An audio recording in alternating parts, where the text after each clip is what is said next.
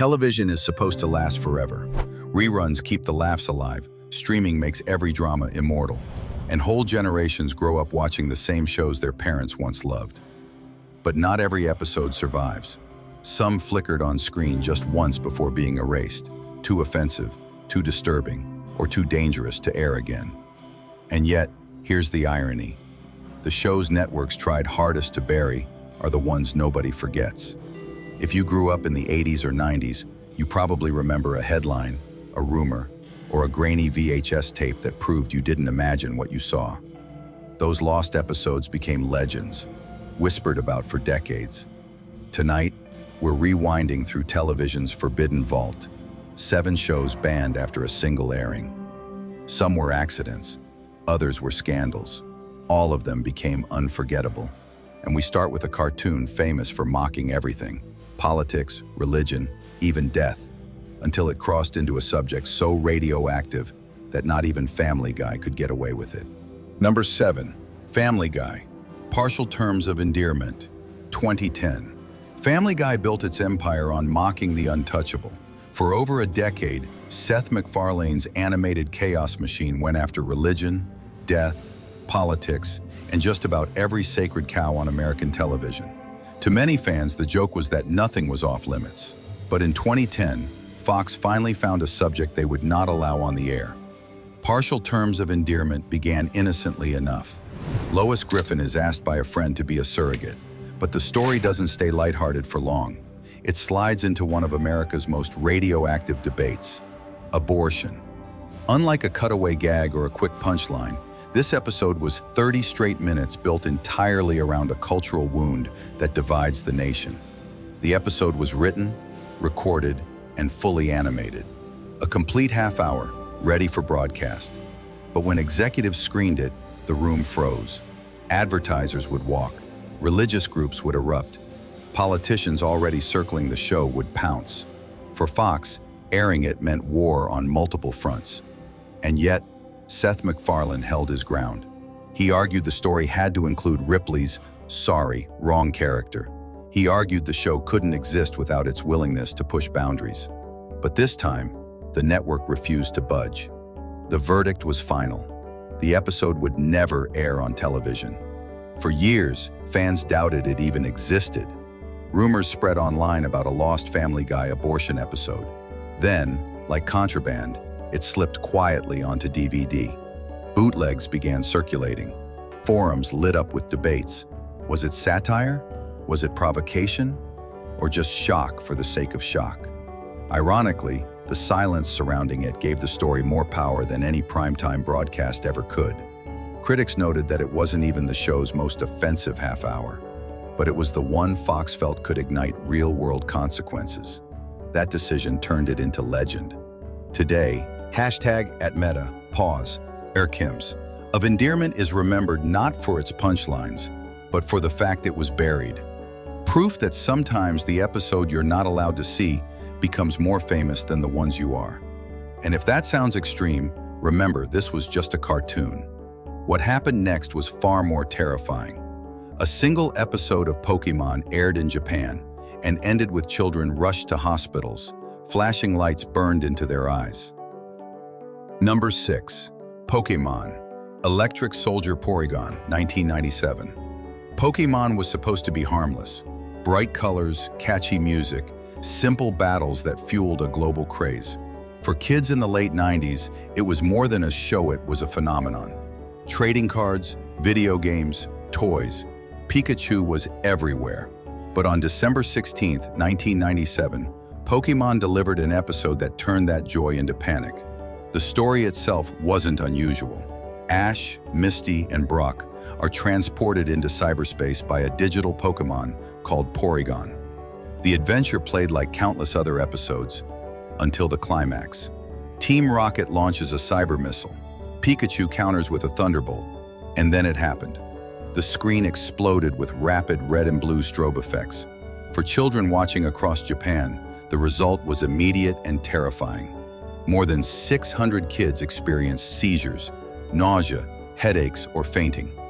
Ambulances flooded Tokyo. News stations interrupted programming. Suddenly, the most beloved children's show in the world had become a national medical emergency. The incident was so shocking it earned its own term, Pokémon Shock. The government investigated. The episode was banned from ever airing again. And Porygon, ironically not the cause of the flashing lights, was quietly blacklisted from the franchise. To this day, one of the original 151 Pokémon has never appeared in the anime again. Pikachu remained the mascot, but Porygon was treated like a curse. Internationally, the story spread like wildfire. For many kids outside Japan, it became a legend whispered on playgrounds. Did you hear about the Pokémon episode that sent kids to the hospital? VHS bootlegs circulated. Clips resurfaced online, often with warnings not to watch too long. The episode itself became more famous for being banned than it ever could have been for its plot. And the irony? The flashing animation technique wasn't unique to Pokémon. Other anime had used it before. @ meta, pause, sex, 0.05. But Pokémon's global popularity meant its mistake reached millions instead of thousands. What should have been forgotten as just another filler adventure is now remembered as one of the strangest, scariest nights in television history. If Family Guy proved a cartoon could be silenced for being too controversial, Pokémon showed how animation could literally hurt its audience. Number 5. Tiny Toon Adventures. One Beer, 1991. On the surface, Tiny Toon Adventures was one of the safest shows you could imagine. Produced by Steven Spielberg's Amblin Entertainment, it was a kid-friendly spin on the classic Looney Tunes formula. Buster Bunny, Babs Bunny, Plucky Duck. They were designed to be a new generation's Bugs, Daffy, and Porky. Bright colors, slapstick gags, and endless Saturday morning fun. But then came one episode that shocked parents, networks, and even some of its creators. It was called One Beer. The premise sounded like a PSA, teach kids the dangers of alcohol. But the way the writers went about it was anything but typical. In the episode, Buster, Plucky, and Hampton find a single bottle of beer and decide to drink it for science. At first it plays like a parody, with exaggerated burps, slurred speech, and chaotic antics. But as the short goes on, the tone shifts from goofy to disturbing. The trio become intoxicated, singing a dark parody of a drinking song as they stumble through the town. Then, in a finale that stunned everyone, they steal a police car, drive recklessly through the streets, and plunge off a cliff to their apparent deaths. The car explodes. Fade to black. For a children's cartoon, it was unthinkable. Even though the episode ended with a narrator scolding the characters and insisting it was all just a joke, the imagery of beloved kid characters crashing to their deaths over alcohol crossed a line. When it first aired, the backlash was instant.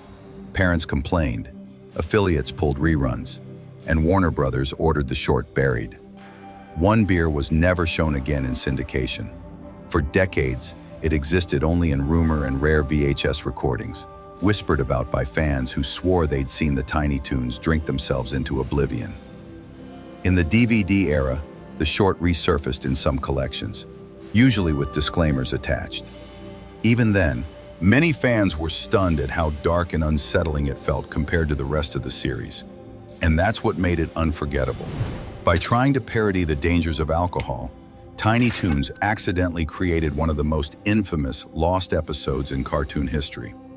A 3-minute gag became a cautionary tale not about drinking, but about how far a children's show could go before it broke its own rules. If Pokémon showed how a cartoon could cause real-world harm, Tiny Toons proved that even good intentions could backfire spectacularly. But in the early 90s, another cartoon went too far in a very different way, turning fire into comedy and sparking a controversy that burned its way off the air. Number 4. Beavis and Butthead, Fire, 1993. In the early 90s, MTV wasn't just about music videos anymore. It was experimenting with edgy animation. And no show was more controversial than Beavis and Butthead. Two teenage slackers who sat on a couch, made crude jokes, and occasionally stumbled into bizarre adventures. To fans, they were hilarious. To parents, they were a nightmare. And nothing proved that divide more than the infamous Fire episode. The setup was simple. Beavis and Butthead, left unsupervised as always, start playing with matches. What begins as a dumb gag escalates into reckless chaos.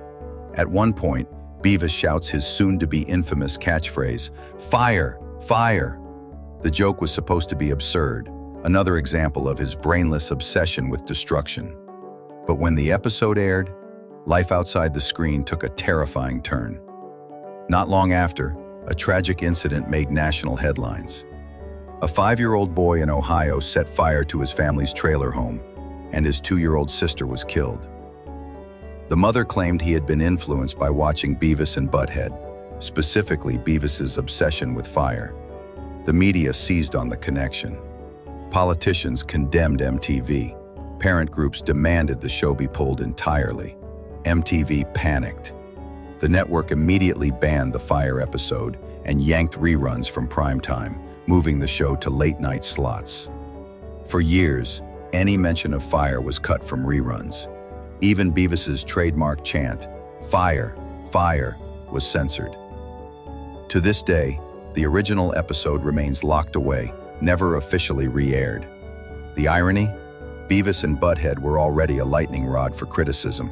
Teachers and parents blamed them for bad grades, juvenile behavior, and general stupidity. But the fire incident cemented their reputation as public enemy number one. The show continued, even thriving, but always under the shadow of that controversy. And yet, for fans, the ban only made the episode more legendary. Meta, pause, Sex 0.05, bootleg copies circulated. Kids whispered about the Lost Fire episode as if it were forbidden treasure. In trying to erase it, MTV had guaranteed it would never be forgotten. Looking back now, it's a strange snapshot of 90s culture. A cartoon meant as satire blamed for real-life tragedy. Whether fair or not, it showed how fragile the line was between comedy and catastrophe. If Tiny Toons was a children's show that went too dark, and Beavis and Butthead was a satire blamed for going too far, then our next entry took things in an entirely different direction. A beloved primetime juggernaut starring one of pop music's biggest icons. An episode so controversial that it was erased from television history. Number 3, The Simpsons, Stark Raving Dad, 1991. By 1991, The Simpsons wasn't just a hit, it was a cultural earthquake. Bart's catchphrases were on t-shirts. Homer's bumbling rage echoed in living rooms everywhere, and Fox had found its crown jewel. But in season 3, the show aired an episode that would eventually become one of its most infamous. Not because of what happened in the story, but because of who was in it. The premise was classic Simpsons absurdity. Homer gets mistakenly committed to a mental institution after wearing a pink shirt to work. Inside, he meets a gentle giant who claims to be Michael Jackson. The twist? That voice really was Michael Jackson. Uncredited, but unmistakable. For fans at the time, it felt like a coup. The biggest pop star in the world lending his voice to the edgiest cartoon on TV. The episode became an instant classic. Viewers loved the bizarre pairing of Homer and Michael. The final scene, where Jackson's character helps Bart write a heartfelt birthday song for Lisa, even became one of the show's most beloved musical moments. For nearly 2 decades, Stark Raving Dad was replayed countless times, a quirky reminder of how big The Simpsons had become. But then everything changed. In the 2010s, renewed allegations of child abuse against Michael Jackson reignited public debate. In 2019, following the controversial documentary Leaving Neverland, the show's producers made a decision. Stark Raving Dad would be pulled from circulation entirely. It was scrubbed from reruns, streaming platforms, and even future DVD box sets. Matt Groening himself called it the hardest creative decision we've ever made. The removal sparked fierce arguments. Some believed erasing the episode was necessary. Others argued it was rewriting history, punishing the work of an entire creative team for the sins of one man. Either way, a Simpsons classic was now a ghost known, remembered but officially gone. Today, Stark Raving Dad exists in a strange limbo. #@Meta, Farshid, pauses, Sex 0.05. It's still discussed, still debated, still uploaded in grainy clips online. But in the official record, it's as if it never happened. And that's what makes it unforgettable. The most famous guest star in Simpsons history is now the reason one of its most beloved episodes has vanished. If Beavis and Butthead showed how a cartoon could be blamed for tragedy, The Simpsons proved that even the most successful show on Earth could erase itself to survive. But our next entry didn't involve a cartoon at all. It was a live-action sitcom so shocking in concept that it was canceled almost instantly after just one episode. Number 2. Heil Honey, I'm Home, 1990. Some ideas are doomed from the start. Others are so outrageous you wonder how they ever made it past the first pitch. And then there's Heil Honey, I'm Home, a sitcom so shocking in concept that it was canceled after airing just a single episode. The year was 1990. Television comedy was in the middle of an identity crisis. In America, Seinfeld was redefining what sitcoms could be. In the UK, edgy humor like Blackadder and The Young Ones had already pushed boundaries with political satire and surreal gags. Channel 4 and Sky were both experimenting with controversial comedy formats. But nobody was ready for what one producer thought would be a bold parody of 1950s sitcoms. The premise? A black and white style family comedy modeled on I Love Lucy. The twist? The main characters were Adolf Hitler and Eva Braun, living in a cozy apartment, trying to get along with their Jewish neighbors, Arnie and Rosa Goldenstein. Yes, you heard that right, a laugh-track sitcom starring Hitler. From the very first moments, viewers knew something was wrong. The theme song had Hitler entering the apartment with a booming, "Honey, I'm home!" laugh track roaring in the background. Jokes revolved around Ava's nagging, Adolf's temper, and the wacky antics of the Goldensteins next door. It wasn't clever satire. It wasn't biting political commentary. It played like a cheesy American sitcom, except the lead character was one of history's most infamous mass murderers. The backlash was immediate. Critics slammed it as tasteless. The Jewish Chronicle called it a new low in television. Even comedy writers who had thrived on pushing boundaries distanced themselves.